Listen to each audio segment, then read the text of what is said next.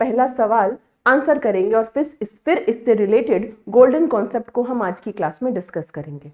आपसे पूछा जा रहा है कि वर्क डन जीरो कब होता है, वर्क डन कार्य जीरो कब होता है। तो हम और आप बैठकर खूब तैयारी करें, पूरे दिन की मैराथन लगाएं 12-12 घंटे की। वैसे मेरे हिसाब से वो कभी इफेक्टिव होता नहीं है, बट आजकल आप देखते हैं आजकल क्या काफी चलन है ना कि 12-12 घंटे की मैराथन ले रहे हैं लोग, और उसके बाद बड़ी वीडियोस वायरल हो रही है कि वो टीचर बाहर निकल रहे और सब उनके लिए तालियां बजा रही है। Hats off to that dedication, खैर बहुत बड़ी बात है 12 घंटे लगातार पढ़ना और पढ़ाना। बट समहाउ मुझे लगता है कि कोई भी स्टूडेंट 12 घंटे एक साथ नहीं पढ़ सकता है ना, क्योंकि 2-3 घंटे तो आप कंसंट्रेशन बना सकते हैं, लेकिन 12 घंटे में हमें लगता है कि वो फिर कहीं ना कहीं आप सैचुरेट होते चले जाते हैं। एनीवे वो एक दूसरी बात है। आपको हम ये कॉन्सेप्ट समझाना चाह रहे थे कि 12 घंटे की भी अगर आप मैराथन अटेंड कर रहे हैं तो फिजिक्स कहेगा कि आपने कोई भी कार्य नहीं किया। क्यों कार्य नहीं किया? क्योंकि आपका डिस्प्लेसमेंट नहीं हुआ, आपका विस्थापन नहीं हुआ। तो फिजिक्स के हिसाब से वर्क डन कब होता है?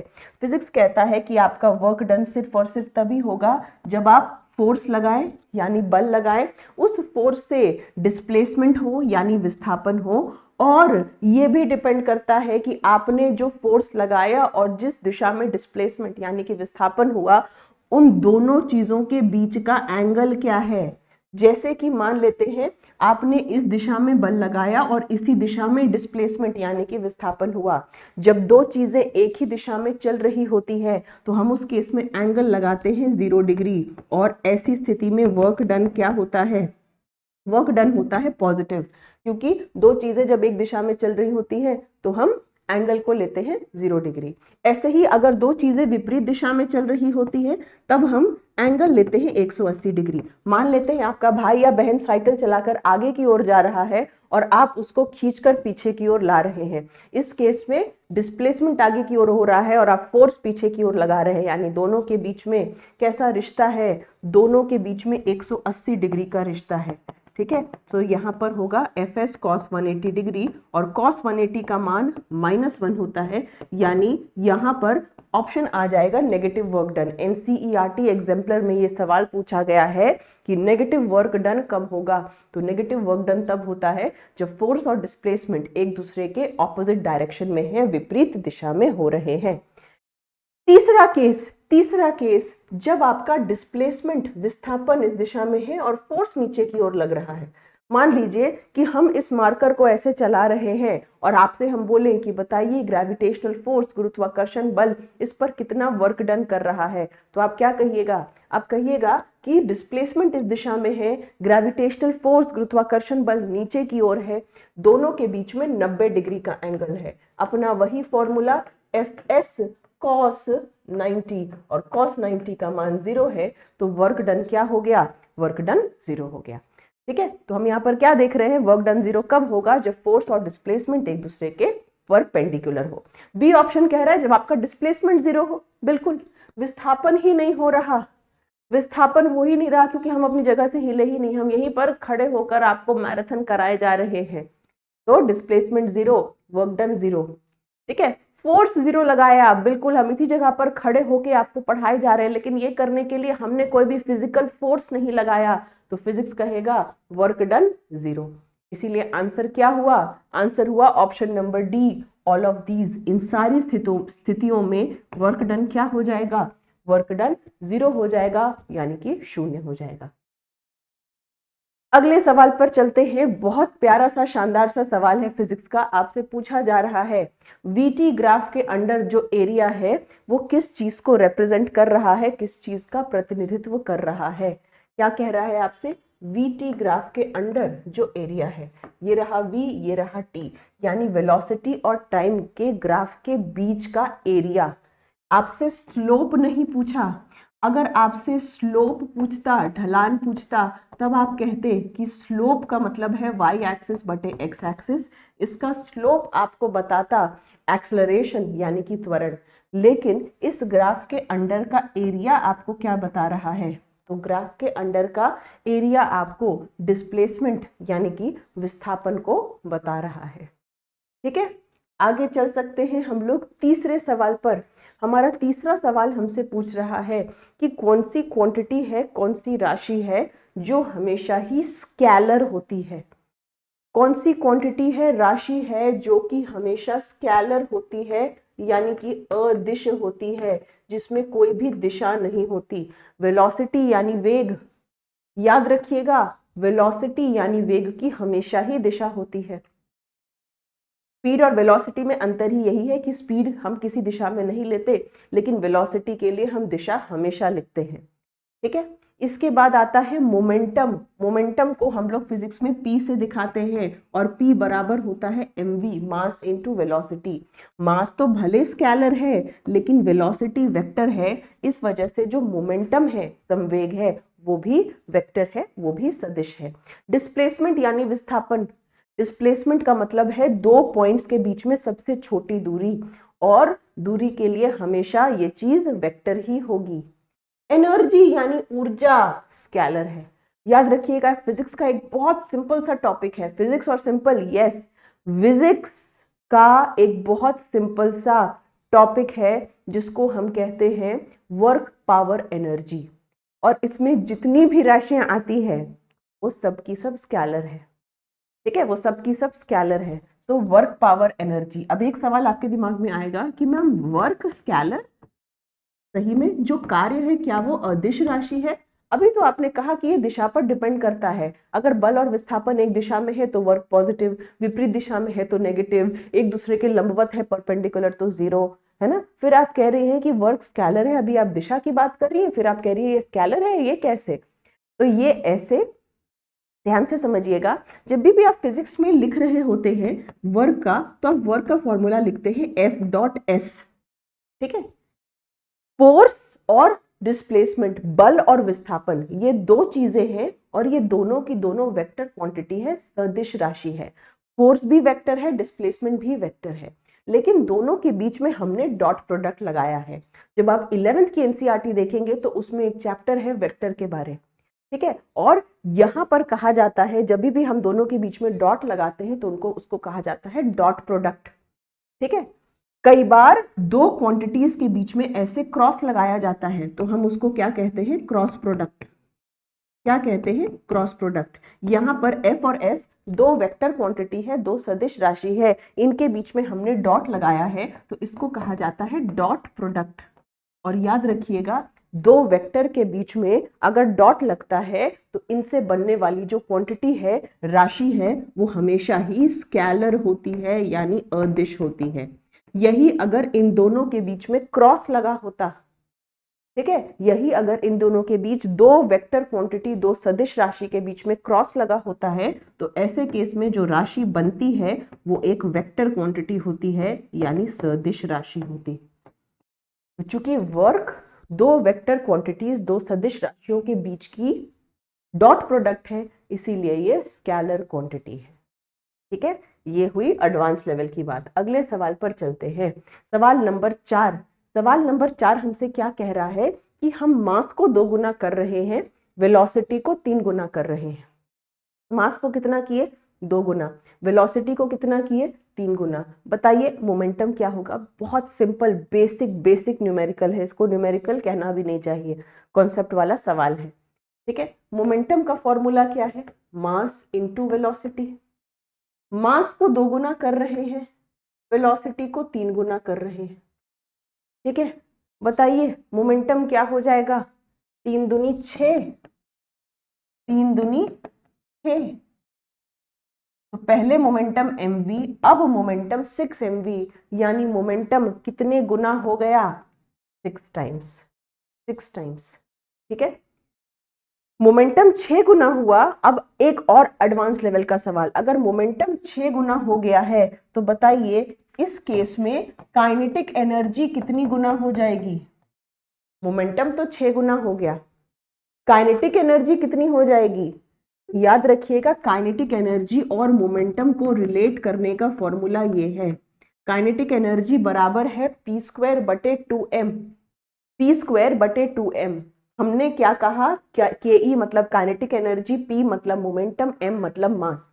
हमने अभी जस्ट देखा कि अगर हम मास को 2 गुना करते हैं, वेलोसिटी को 3 गुना करते हैं, तो ऐसी स्थिति में मोमेंटम 6 गुना बढ़ जाता है।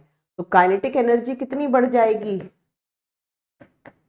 6 का स्क्वायर यानी काइनेटिक एनर्जी जो है वो 36 गुना बढ़ जाएगी। काइनेटिक एनर्जी कितनी बढ़ जाएगी? 12। 6 का स्क्वायर क्या होता है? 6 का स्क्वायर होता है 36। तो ये कितनी बढ़ जाएगी? 36 गुना बढ़ जाएगी, 12 नहीं 36 गुना। चांदनी स्क्वायर है। अगर मोमेंटम 6 गुना बढ़ रहा है तो काइनेटिक एनर्जी कितनी बढ़ जाएगी? K E is equal to P square बटे 2m। ध्यान रखेंगे, बेसिक चीजें हैं। फिर आप लोग कहते हो न्यूमेरिकल्स पूछ देता है, हम लोग कंफ्यूज हो जाते हैं। ये बहुत बेसिक न्यूमेरिकल वाली चीज है। नेक्स्ट क्वेश्चन पे चलते हैं। फैराडे के नियम किससे संबंधित हैं? बहुत सिंपल सवाल। चुंबकीय बल, विद्युत चुंबकीय प्रेरण, विद्युत आवेश या रेजिस्टेंस यानी प्रतिरोध। आपसे पूछा जा रहा है कि जो फैराडे के नियम हैं वो किससे संबंधित है। Faraday's laws of electromagnetic induction, विद्युत चुंबकीय प्रेरण इन्होंने ही दिया था। क्या होता है इलेक्ट्रोमैग्नेटिक इंडक्शन यानी विद्युत चुंबकीय प्रेरण? विद्युत चुंबकीय प्रेरण कहता है कि जब भी आप किसी कंडक्टर को, किसी चालक को एक ऐसी जगह पर रख रहे होते हैं जहां पर मैग्नेटिक फील्ड, चुंबकीय क्षेत्र बदलता रहता है, तो बदलते हुए चुंबकीय क्षेत्र से क्या आ सकता है? करंट आ सकती है। ठीक है, दो चीजें हैं। एक साइंटिस्ट का नाम है हैंस क्रिश्चियन ओरेस्टेड। ठीक है, हैंस क्रिश्चियन ओरेस्टेड क्या कहते हैं कि जब भी आप क्या करते हैं, इलेक्ट्रिक फील्ड, इलेक्ट्रिसिटी पास करते हैं किसी भी चीज से, तो उससे संबंधित मैग्नेटिक फील्ड, चुंबकीय क्षेत्र का निर्माण हो जाता है, जिसको इलेक्ट्रोमैग्नेट कहते हैं। और जब भी हम ईएमआई की बात करते हैं, आपके लोन वाला ईएमआई नहीं बल्कि इलेक्ट्रोमैग्नेटिक इंडक्शन, इसमें किसका योगदान है? इसमें फैराडे का योगदान है। फैराडे कहते हैं कि जब भी आपका चुंबकीय क्षेत्र बदलेगा, बाय द वे जिसको नहीं पता, मैग्नेटिक फील्ड, चुंबकीय क्षेत्र के लिए हम लोग ये प्रयोग करते हैं, बी के ऊपर अगर आपने एरो लगा दिया तो ये मैग्नेटिक फील्ड चुंबकीय क्षेत्र को दिखा रहा है। ठीक है, तो जब भी आप मैग्नेटिक फील्ड यानी कि चुंबकीय क्षेत्र को बदलेंगे तो बदलता हुआ चुंबकीय क्षेत्र क्या देता है? करंट प्रोड्यूस करता है, विद्युत का निर्माण करता है। विद्युत का निर्माण करता है, करंट को क्या कर रहा होता है? प्रोड्यूस कर रहा होता है। ओरेस्टेड इससे उल्टा बात कहे थे। ओरेस्टेड क्या कहे थे? ओरेस्टेड जो थे इससे उल्टी बात कहे थे। ठीक है, क्लियर, सिंपल बात समझ में आ गई। आगे चल सकते हैं। यहां तक की बात में कोई भी शक, दिक्कत नहीं, जद्दोजहद किसी भी तरह की नहीं। आगे चल सकते हैं। इन्होंने ये भी बताया था कि दिशा क्या होनी चाहिए, है ना, इसी से रिलेटेड है लेंज लॉ।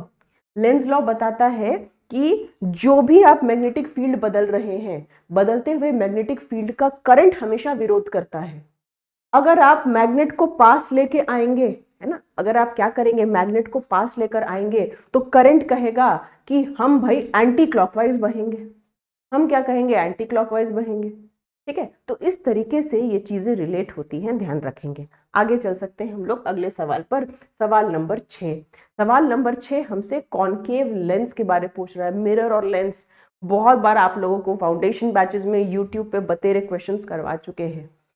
याद रखिएगा, कॉनकेव लेंस बिल्कुल काम करता है कॉन्वेक्स मिरर के जैसे। ये रहा कॉनकेव लेंस, किसके जैसे काम करता है? ये बिल्कुल काम करता है आपके कॉन्वेक्स मिरर के जैसे। वही कॉन्वेक्स मिरर जो गाड़ी के साइड में इस्तेमाल होता है। अब गाड़ी के साइड में इस्तेमाल होता है तो इमेज कैसा बनाता है? इमेज वर्चुअल बनाता है, ठीक है, आभासी बनाता है और सीधा बनाता है, और तो और साइज में छोटा बनाता है। सीधा छोटा इमेज बना रहा होता है। ठीक वैसे ही यहां पर भी यही सेम इमेज बनेगी। वर्चुअल यानी सीधा, वर्चुअल यानी आभासी, सीधा और साइज में छोटा। याद रखेंगे, कॉनकेव लेंस, कॉन्वेक्स मिरर दोनों के दोनों एक जैसे हैं। वैसे ही कॉनकेव मिरर और कॉन्वेक्स लेंस दोनों ही एक जैसे हैं। इसके बाद इससे फिर से संबंधित बेसिक सवाल आपसे पूछे जाते हैं, है ना। वो क्या है? वो है इसके फोकल लेंथ के बारे। इसके बारे, इसके फोकल लेंथ के बारे। याद रखेंगे, मिरर का, सॉरी, लेंस का ये बीचों बीच हिस्सा ऑप्टिकल सेंटर यानी कि प्रकाशिक केंद्र कहलाता है। ये है पहला फोकस, ये है दूसरा फोकस। कौन सा फोकस इस्तेमाल हो, इस पर यह सारा खेल निर्भर करता है कि फोकल लेंथ पॉजिटिव है या फोकल लेंथ नेगेटिव है। ठीक है, अब ये जो कॉन्केव लेंस होता है ये फेमस है लाइट रेज, प्रकाश की किरणों को दूर भेजने के लिए। ठीक है, तो इसने क्या किया, लाइट की किरणों को, प्रकाश की किरणों को दूर भेज दिया। अब अगर आप सोचे कि ये किरणें पास आएंगी तो कुछ इस तरीके से आप लाइएगा, और ऐसी स्थिति में आप इस्तेमाल कर रहे हैं कौन सा फोकस, F1 वाला फोकस। कौन सा फोकस इस्तेमाल कर रहे हैं, F1 वाला फोकस इस्तेमाल कर रहे हैं। ये सेंटर के लेफ्ट साइड है, बाएं तरफ है, इसीलिए हम क्या कहेंगे कि कॉन्केव लेंस का फोकल लेंथ हमेशा नेगेटिव होता है। फोकल लेंथ अगर नेगेटिव है तो पावर भी नेगेटिव होगी। तो अगर आप कोई चश्मा पहनते हैं जिसमें आपके आंख के चश्मे का पावर माइनस में है, तो समझ जाइए कि आप क्या इस्तेमाल कर रहे हैं, आप इस्तेमाल कर रहे हैं कॉन्केव लेंस। अगले सवाल पर चलते हैं, स्पीड ऑफ लाइट मैक्सिमम कहाँ होती है। लाइट की स्पीड मैक्सिमम कहाँ है, सबसे अधिक कहाँ है आपकी लाइट की स्पीड, क्या सॉलिड में है, क्या लिक्विड में है, क्या ग्लास में है। लाइट की स्पीड सबसे ज्यादा कहां पर है। लाइट और साउंड एक दूसरे से उल्टे चलते हैं। अगर क्वेश्चन में साउंड लिखता तब आप कहते हैं साउंड की स्पीड सॉलिड में सबसे ज्यादा है। लाइट पूछा है तो लाइट की स्पीड मैक्सिमम होती है वैक्यूम में, निर्वात में, और कितनी होती है 3 × 10⁸ मीटर पर सेकेंड। ठीक है, अच्छा लाइट की स्पीड वैक्यूम में इतनी होती है, जरा बताइएगा कि रेडियो वेव की स्पीड कितनी होती है वैक्यूम में। रेडियो वेव की स्पीड कितनी होती है, लाइट की स्पीड तो हमने लिख दी कि लाइट की स्पीड जो होती है वो होती है 3 × 10⁸। ठीक है, अगर आपसे पूछा जाए gamma rays, X rays, UV rays, इनकी स्पीड कितनी होती है वैक्यूम में, तो क्या जवाब होगा। क्या सबकी स्पीड कैलकुलेट करनी पड़ेगी, जी नहीं, ये सारे के सारे इलेक्ट्रोमैग्नेटिक वेव्स हैं, विद्युत चुंबकीय किरणें हैं। तो हम एक्सरे, यूवी रेज, इंफ्रारेड, इन सब की स्पीड भी वैक्यूम में लाइट की स्पीड के जितनी ही होगी, क्योंकि लाइट भी इलेक्ट्रोमैग्नेटिक वेव है और सेम होगी 3 × 10⁸ मीटर पर सेकेंड। बहुत बढ़िया, 8वें सवाल पर चलते हैं। कूलम्स लॉ किससे डील करता है। कूलम्स लॉ और यूनिवर्सल लॉ ऑफ ग्रेविटेशन बिल्कुल सेम है। फर्क है, यूनिवर्सल लॉ ऑफ ग्रेविटेशन में आप मास के बारे में बात करते हैं और यहाँ पर आप 2 पॉइंट चार्जेस के बारे में बात कर रहे हैं। ये पहला पॉइंट चार्ज Q1, ये दूसरा पॉइंट चार्ज Q2। ठीक है, सो ये क्या है, ये आपके सामने 2 चार्जेस हैं और दोनों को हमने कुछ दूरी में रख दिया। दोनों के बीच में फोर्स लगेगा, वो फोर्स ऑफ अट्रैक्शन भी हो सकता है, वो फोर्स ऑफ रिपल्शन भी हो सकता है। कूलम्स लॉ कहता है कि दोनों के बीच में जो फोर्स लगता है वो दोनों चार्ज पर निर्भर करता है और दोनों के बीच में दूरी कितनी है उस पर निर्भर करता है। अगर आप दूरी को 2 गुना बढ़ाइएगा तो फोर्स 4 गुना कम हो जाएगा, और अगर दूरी को 2 गुना कम करिएगा तो फोर्स 4 गुना बढ़ जाएगा। और जब हम इस K कांस्टेंट की बात करते हैं तो इसका क्या है, 9 × 10⁻, क्या है, ये जो K कांस्टेंट है इसका मान क्या होता है, 9 × 10⁻, क्या, फटाफट से बताएंगे, न्यूटन मीटर स्क्वायर पर कूलम स्क्वायर। 9 × 10⁻ क्या होगी, 9 होगी, 8 होगी, 7 होगी, 0 होगी। ये जो कांस्टेंट है, के जो स्थिरांक है, इसकी वैल्यू क्या होगी, हमने आपके सामने यूनिट लिख दिया, पूछने हम आपसे यूनिट भी वाले थे, इसका पावर बताइएगा। 9 × 10⁹ न्यूटन मीटर स्क्वायर पर कूलम स्क्वायर। ठीक है, ओके, सो ये क्या होगा, electric force between the charges. क्या हमेशा वैलिड है, जी नहीं, पॉइंट चार्जेस पर क्या होता है, वैलिड होता है। एक्सेलरेशन 0 कब होगा, एक्सेलरेशन 0 कब होगा, त्वरण 0 कब होगा, एक्सेलरेशन आपका 0 कब होगा। एक्सेलरेशन का मतलब क्या होता है, rate of change of velocity, rate of change of velocity, वेग बदलने की दर। ठीक है, अब ये 0 कब होगा, ये 0 तब हो जब वेलोसिटी बदले ही ना, वेग बदलने की दर को हम त्वरण कहते हैं। अगर त्वरण बदले ही ना तो उस केस में क्या हो जाएगा, उस केस में जो आपका वेलोसिटी है वो कांस्टेंट रहेगा। वो क्या रहेगा, वेलोसिटी कांस्टेंट है, तो उस केस में जो आपकी एक्सेलरेशन है वो क्या हो जाएगी, वो शून्य हो जाएगी। ठीक है। सी ऑप्शन के बारे क्या ख्याल है, डिस्प्लेसमेंट शून्य अगर हो, सी ऑप्शन के बारे क्या ख्याल है, अगर आपकी डिस्प्लेसमेंट 0 होगी तो क्या होगी, डिस्प्लेसमेंट 0 होगी तब क्या होगी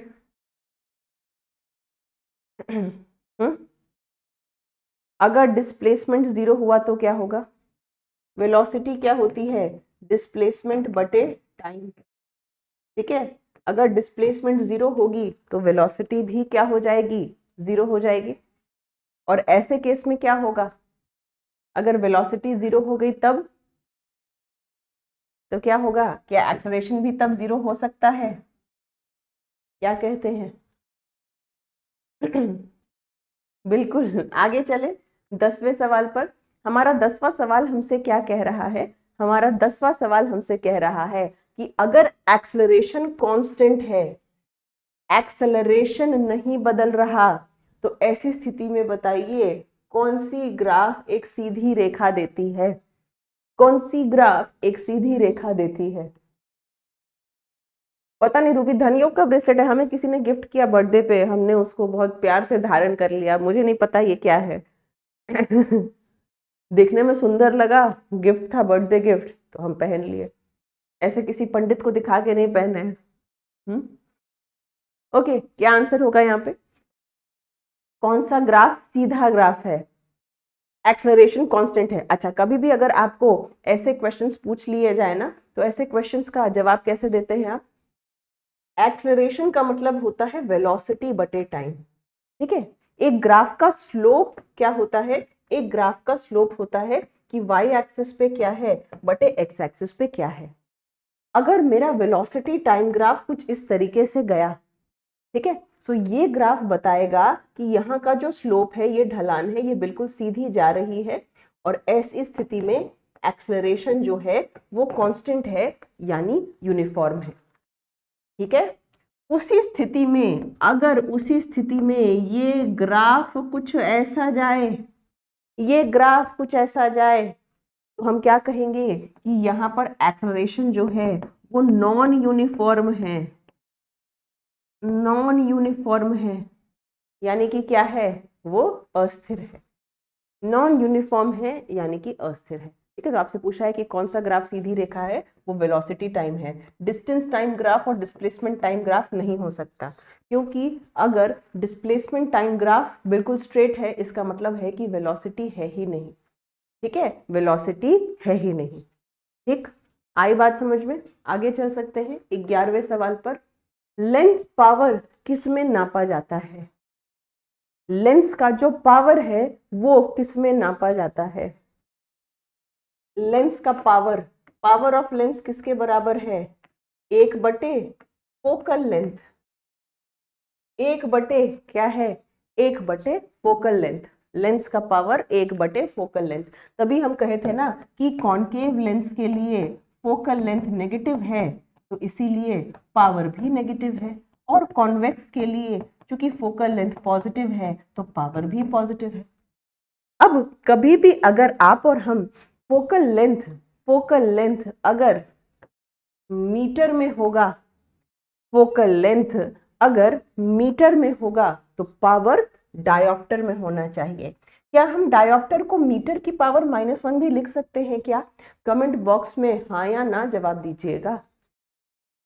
क्या हम डायोप्टर को मीटर की पावर -1 भी लिख सकते हैं, यस और नो, बिल्कुल लिख सकते हैं, 100% लिख सकते हैं, 100% लिख सकते हैं। ओके, अगले सवाल आपसे पूछा जा रहा है साउंड की स्पीड मैक्सिमम कहाँ है। भाई, साउंड एक मैकेनिकल वेव है, यांत्रिक तरंग है, और इसको ट्रैवल करने के लिए माध्यम की आवश्यकता है। सॉलिड में क्या होता है, सॉलिड में आपके जितने भी कण हैं वो एक दूसरे के पास सटे हुए होते हैं, और ऐसी स्थिति में क्या होता है कि एक का वाइब्रेशन दूसरे को पास, दूसरे का वाइब्रेशन तीसरे को पास। इस तरीके से जो वाइब्रेशंस हैं, जो कंपन है, वो एक के बाद दूसरे, दूसरे के बाद तीसरे को पास होते चले जाते हैं। तो सॉलिड में साउंड की स्पीड सबसे ज्यादा है। वैक्यूम में साउंड ट्रैवल कर ही नहीं सकता, पानी में उससे कम, हवा में उससे कम। क्यों? क्योंकि बाकी जगह जो आपके पार्टिकल्स हैं, कण हैं, वो एक दूसरे से बहुत बहुत दूर रहते हैं। वो एक दूसरे से क्या रहते हैं? वो एक दूसरे से बहुत बहुत दूर रहते हैं। ठीक है, चलें आगे 13वें सवाल पर। कौन सा मिरर है जो गाड़ी के साइड में इस्तेमाल किया जाता है? कौन सा मिरर है जो गाड़ी के साइड में इस्तेमाल किया जाता है? क्या होता है ऐसा गाड़ी के साइड में? भाई गाड़ी के साइड में आपको एक ऐसा मिरर चाहिए जो ट्रक अगर सीधी आ रही है तो उस ट्रक को सीधा ही दिखाए, है ना। अगर ट्रक सीधी आ रही है तो उसको क्या दिखाए? उसको सीधा ही दिखाए। इसका मतलब है कि यहाँ पर सीधा प्रतिबिंब होना चाहिए, और सीधा प्रतिबिंब कभी भी होता है तो वो आभासी ही होता है, वर्चुअल होता है। अब एक गाड़ी के मिरर में पीछे से आ रही बहुत सारी बाइक, स्कूटर सब नजर आती है ना। ये सारी चीजें तब दिख सकती है हमको जब सबका इमेज, सबका प्रतिबिंब छोटा बने। तो ये पूरा कॉम्बिनेशन फिट बैठता है और ये बनाता है आपका कॉन्वेक्स मिरर, यानी उत्तल दर्पण। प्लेन मिरर क्या करता है? प्लेन मिरर सेम साइज बनाता है। प्लेन मिरर क्या करता है? बाकी वर्चुअल और इरेक्ट तो बनाता है, लेकिन सेम साइज का बना देता है। अगला सवाल आपसे पूछ रहा है कि कौन सा लॉ फोर्स, मास और एक्सेलरेशन तीनों को जोड़ता है? फोर्स, मास, एक्सेलरेशन, तीनों को जोड़ने का काम किसका है? क्या ये न्यूटन के पहले नियम का है? क्या ये न्यूटन के दूसरे नियम का है? क्या ये न्यूटन के तीसरे नियम का है? या क्या ये पास्कल के नियम का है? पास्कल का नियम क्या कहता है कि जैसे जैसे आपकी डेप्थ बढ़ती जाती है, प्रेशर बढ़ता जाता है और हर दिशा में प्रेशर बराबर लगता है। ठीक। न्यूटन का पहला नियम क्या कहता है? न्यूटन का पहला नियम लॉ ऑफ इनर्शिया है, जो ये कहता है कि जब तक कि ऑब्जेक्ट रेस्ट पे है और कांस्टेंट वेलोसिटी में है, ठीक है, वो जस का तस रहेगा जब तक कि उस पर कोई अनबैलेंस्ड फोर्स ना काम करे, है ना। जब तक कि असंतुलित बल काम ना करे, कोई भी ऑब्जेक्ट अपनी इनर्शिया को नहीं छोड़ता, अपने जड़त्व को नहीं छोड़ता। इनर्शिया या जड़त्व को नहीं छोड़ने से हमारा मतलब क्या है कि मतलब वो जैसा है वैसा ही रहेगा। अगर रेस्ट में है तो रेस्ट में ही रहेगा, अगर वो यूनिफॉर्म मोशन में है, एक समान गति में है, तो एक समान गति में ही रहेगा। मतलब वो जैसा है वैसा ही रहेगा, अपने आप को नहीं छोड़ेगा। न्यूटन का दूसरा नियम क्या कहता है कि बदलता हुआ rate of change of momentum, संवेग बदलने की दर और फोर्स जो है वो समानुपाती है। ठीक है। न्यूटन का तीसरा नियम क्या होता है? एक्शन रिएक्शन, जो कहता है हर क्रिया के लिए विपरीत दिशा में क्या लगती है? विपरीत दिशा में प्रतिक्रिया लग रही होती है। 15वां सवाल, कौन सा वेव है जिसको गमन करने के लिए माध्यम चाहिए? कौन सी ऐसी तरंग है जिसको गमन करने के लिए क्या चाहिए? मीडियम चाहिए, यानी कि माध्यम चाहिए। अब अगर आप देख रहे हैं एक्सरे, लाइट और रेडियो वेव, ये तीनों की तीनों ईएम वेव हैं, इलेक्ट्रोमैग्नेटिक वेव है, विद्युत चुंबकीय तरंग है। और इलेक्ट्रोमैग्नेटिक वेव यानी विद्युत चुंबकीय तरंग को माध्यम नहीं चाहिए, नॉन मैकेनिकल वेव है, अयांत्रिक तरंग है, निर्वात में भी गमन कर सकती है। ठीक है। आई बात साउंड की, तो साउंड एक मैकेनिकल वेव है और ये कैसे भी निर्वात में गमन नहीं कर सकता। ठीक। Work done in uniform circular motion, बहुत इंपॉर्टेंट क्वेश्चन और बहुत ऐसा सवाल जो आप सबके लिए बेहद बेहद बेहद क्या है, जरूरी है। Uniform circular motion, uniform circular motion में सिर्फ एक ही चीज कांस्टेंट रहती है और वो है स्पीड, यानी हर जगह वेलोसिटी की दिशा जो है वो क्या हो जाती है? वो बदलती जाती है। ठीक है। तो वेलोसिटी और डिस्प्लेसमेंट दोनों की ये दिशा है। किसी भी ऑब्जेक्ट को सर्कुलर मोशन, वृत्तीय गति में रखने के लिए आपको जो भी फोर्स लगता है, अगर आप एक छोटे से पत्थर को रस्सी से बांधे और कोशिश करें कि वो ऐसे गोल गोल घूमता रहे, नोटिस करिएगा उसको अपने रास्ते पे चलने के लिए आप महसूस करेंगे कि सारा का सारा फोर्स, सारा का सारा बल उसको कहाँ लग रहा है, उसके हाथ पर लग रहा है। यानी ये दिशा है फोर्स की, ये दिशा है फोर्स की। ठीक है, सो फोर्स की ये दिशा, डिस्प्लेसमेंट की ये दिशा, दोनों के बीच में 90 डिग्री का एंगल है। वर्क किसके बराबर होगा? F S cos 90। कॉस 90 का मान 0 होगा, तो वर्क डन क्या हो जाएगा? वर्क डन हो जाएगा 0, यानी कि 0। ठीक है, बिल्कुल नहीं बबीता, ऐसा आप गलत मत समझो। हर एक स्टूडेंट का मैसेज मेरे लिए बहुत बहुत इंपॉर्टेंट है। फर्क ये होता है कि हजारों की संख्या में स्टूडेंट्स के मैसेजेस आते हैं और कई बार ना चाहते हुए भी वो मैसेजेस मिस हो जाते हैं। ठीक है, कई बार आप लोग एप्लीकेशन पर मैसेज करते हैं, वो टीम देख रही होती है, आप लोगों को लगता है कि मैम ने मेरा रिप्लाई नहीं दिया तो इतने सारे कामों में उलझे रहते हैं कि पॉसिबल नहीं होता कि हर समय रिप्लाई दे सके। कोशिश करते हैं कि दे सके। आपने बर्थडे विश किया और हम रिप्लाई नहीं कर पाए, उसके लिए सॉरी, अनइंटेंशनल था। आप सबका मैसेज बहुत ज़रूरी है, सिर्फ बर्थडे का ही नहीं, जब भी आप कोई कंप्लेन रेज करते हैं या कोई मांग करते हैं, वो सारे मैसेजेस बहुत बहुत इंपॉर्टेंट हैं और हम पूरी कोशिश करते हैं कि हम उसका रिप्लाई कर सकें, लेकिन कई बार इंसान है, चीज़ें मिस हो जाती है। अदरवाइज कोई भी ऐसा इंटेंट नहीं है कि आपको ये फील कराना है कि आपके लिए वो ज़रूरी नहीं है ना। कई बार आपने देखा होगा, अगर आप लोग एप्लीकेशन में मैसेज करते हैं, पॉसिबल होता है अगर हम टाइप नहीं कर पाते है ना फटाफट से, तो एक वॉइस नोट भेज देते हैं कि कम से कम आप उसको सुन लेंगे तो आपको समझ में आएगा कि अच्छा मैम ने खुद ही रिप्लाई किया है। ठीक है, चलिए आगे चलते हैं नेक्स्ट क्वेश्चन पे। आपसे पूछ रहा है कि बताइए अगर कोई बॉडी डूब रही है तो कौन सी बात सही है। अब बहुत सिंपल सवाल, लेकिन कई बार ऐसे सवालों को देखकर लगता है कि भाई ये क्या बहुत डिफिकल्ट है, मुश्किल है, तो बिल्कुल भी नहीं। एक सिंपल सी चीज है कि जिस दिशा में फोर्स लगती है हम उसी दिशा में खींच चले जाते हैं। ठीक है, आप सभी को पता है कि अपना जो हम लोग खेलते हैं tug of war, tug of war है ना, जिस दिशा में ज्यादा फोर्स लगता है हम लोग वहीं खींचे चले जाते हैं, है कि नहीं? मीठी मीठी बात के दिल नहीं नहीं वैसे ऐसा नहीं है, ये सच है, ये सच है। तुम कितनी बार मैसेज की और कितनी बार हमने तुमको लेट रिप्लाई दिया है ना? चलो आ जाओ, यहाँ पर देखते हैं आपके सामने क्या लिखा हुआ है। आपके सामने हम एक कॉन्सेप्ट बता रहे हैं आपको। कोई भी ऑब्जेक्ट है तो वो एक वेट एग्जर्ट करती है। आप कहोगे वेट, तो ध्यान रखिएगा वेट फोर्स होता है और वो फोर्स हमेशा नीचे की ओर लगता है। तो ये मान लेते हैं एक लकड़ी का टुकड़ा है, इसका फोर्स नीचे की तरफ लग रहा है यानी mg। अब क्या होगा, जब हमने इसको पानी में डुबा दिया तो पानी भी ऊपर की ओर एक बल लगाएगा। पानी भी क्या करेगा, ऊपर की ओर एक बल लगाएगा, जिसको हम बॉइंट फोर्स कहते हैं यानी उत्प्लावक बल कहते हैं। तो एक फोर्स नीचे की तरफ, एक फोर्स ऊपर की तरफ। जब ये दोनों बराबर होंगे तो क्या होगा, जब ये दोनों बराबर होंगे तो ऑब्जेक्ट जहां है वहीं पर तैरता रहेगा। ठीक है, अगर आप दिशा देख लीजिए ना, दोनों की दिशा अलग है, इधर भी और इधर भी। आपसे हम 5 रुपए आपको दे भी दे और तुरंत आपसे ले भी ले तो हम क्या कहेंगे कि हमारे बीच कोई लेन देन नहीं हुआ। ठीक वैसे ही अगर नीचे है और ऊपर है तो दोनों एक दूसरे से क्या हो जाएंगे, कैंसिल हो जाएंगे। ठीक है, देखिए हमको तो कभी नहीं दिए रिप्लाई देखो जो फेवरेट वाले होते हैं हम समझ जाते हैं कि वो हमारी भावना को समझेंगे, है ना। सोम वैदे ही।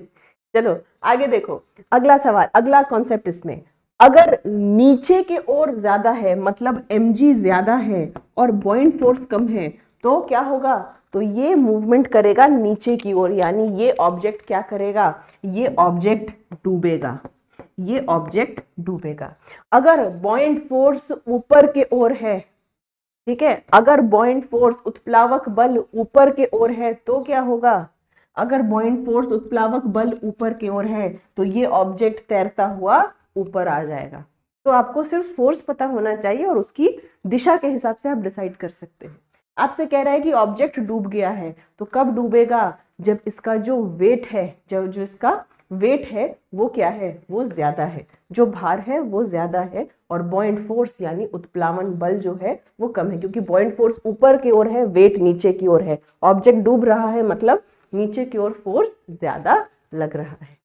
ठीक है, 18वां सवाल, सोलेनॉइड के अंदर, सोलेनॉइड क्या है भाई, ये है सोलेनॉइड, ये है परिनालिका। ठीक है, आप जब भी सोलेनॉइड में करंट भेजेंगे तो वहां पर एक मैग्नेटिक फील्ड यानी चुंबकीय क्षेत्र का निर्माण हो जाएगा। आपसे पूछा जा रहा है कि बताइए सोलेनॉइड के अंदर मैग्नेटिक फील्ड की क्या दिशा है, या मैग्नेटिक फील्ड कैसा होगा। यस, फटाफट से बताएंगे। एक एप्लीकेशन पे मैसेज कर दीजिएगा बैच चेंज करने के लिए, जिसने गलत बैच ले लिया है ना, मैं टेक्निकल टीम को फॉरवर्ड कर दूंगी।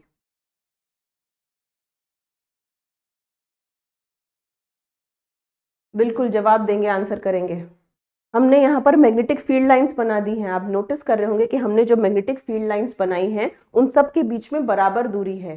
जो चुंबकीय क्षेत्र की रेखाएं बनाई हैं इन सब के बीच में बराबर दूरी है। ये दिखाता है यूनिफॉर्म मैग्नेटिक फील्ड, सामान्य विद्युत क्षेत्र। अगर मैग्नेटिक फील्ड लाइन हम कुछ ऐसा बनाते तो आप क्या कहते हैं कि मैम कहीं पर ज्यादा गैप है, कहीं पर कम गैप है, कहीं पर ज्यादा गैप है, तो ये नॉन यूनिफॉर्म मैग्नेटिक फील्ड है।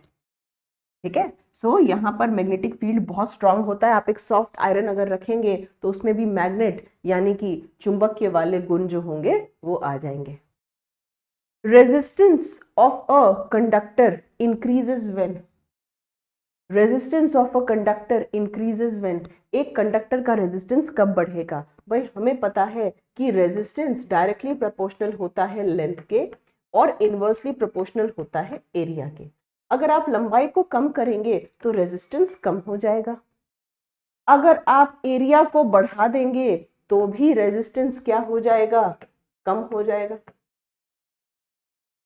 ठीक है, अगर आप टेम्परेचर घटा देंगे तो क्या होगा, अगर आप टेम्परेचर घटा देंगे, टेम्परेचर कम करना मतलब हीट कम करना है ना, अगर हीट कम करना, ऊष्मा कम करना मतलब क्या है, एनर्जी कम करना, क्योंकि हीट फॉर्म ऑफ एनर्जी है। अगर आप एनर्जी को ही कम कर देंगे तो क्या होंगे, जो इलेक्ट्रॉन होंगे वो एक दूसरे से पास हो जाएंगे। ठीक है, और पास होंगे एक दूसरे से कम टकराएंगे, एक दूसरे से कम टकराएंगे, यानी कि रेजिस्टेंस क्या हो जाएगा, यहाँ पर भी रेजिस्टेंस कम हो जाएगा। ठीक है, लेकिन अगर आप टेम्परेचर इंक्रीज करेंगे तो क्या होगा, तापमान बढ़ाएंगे, इलेक्ट्रॉन को एनर्जी मिल जाएगी और वो बढ़े इलेक्ट्रॉन की एनर्जी एक दूसरे से टकराएगी और टकराने के वजह से ही क्या होगा, प्रतिरोध आएगा। जैसे मान लीजिए आप सड़क पर चल रहे हैं और कुछ लोग आपस में झगड़ा कर रहे हैं, है ना, गाड़ी वाले रोक के आपस में झगड़ा कर रहे हैं, जाम मिलता है आपको सड़क पे। कई बार आप और हम जाम में फंसते और पता चलता है कि ये जाम इसीलिए हुआ क्योंकि कुछ लोग गाड़ी से उतर के आपस में क्या कर रहे हैं, आपस में झगड़ा कर रहे हैं, है ना। ठीक है, तो उस वजह से क्या होता है, आप धीरे हो जाते हैं। ठीक वैसे ही जब इलेक्ट्रॉन एक दूसरे से टकराएंगे, मान लेते हैं ये कोई कंडक्टर है, चालक है, जब इलेक्ट्रॉन एक दूसरे से ऐसे टकराएंगे तो करंट को आगे बढ़ने में दिक्कत आएगी, यानी रेजिस्टेंस बढ़ जाएगा। अगला सवाल हमसे पूछ रहा है मैक्सिमम वेवलेंथ कौन से कलर की होती है, मैक्सिमम वेवलेंथ कौन से कलर की होती है। ये है आपका VIBGYOR, violet, indigo, blue, green, yellow, orange, red. ठीक है, जैसे ही आप इस दिशा में जाते हैं वेवलेंथ बढ़ती जाती है और फ्रीक्वेंसी कम होती चली जाती है। तरंग दैर्घ्य और आवृत्ति, ठीक है, इन दोनों में क्या होता है, इन दोनों में एक दूसरे से उल्टा रिश्ता होता है। इन दोनों में क्या होता है, इन दोनों में से एक दूसरे से उल्टा रिश्ता होता है।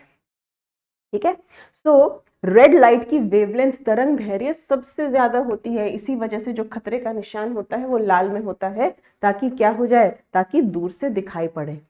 अगर आपसे पूछता कि इनमें से फ्रीक्वेंसी मैक्सिमम किसकी है, तब आप लिखते कि वायलेट की जो फ्रीक्वेंसी है, जो आवृत्ति है, वो सबसे ज्यादा है, यानी कि क्या है, मैक्सिमम है। ठीक है, चलिए जो जो लोग स्टार्टिंग से क्लास कर रहे हैं फटाफट से जरा स्कोर बता दीजिए, क्या स्कोर रहा, क्या स्कोर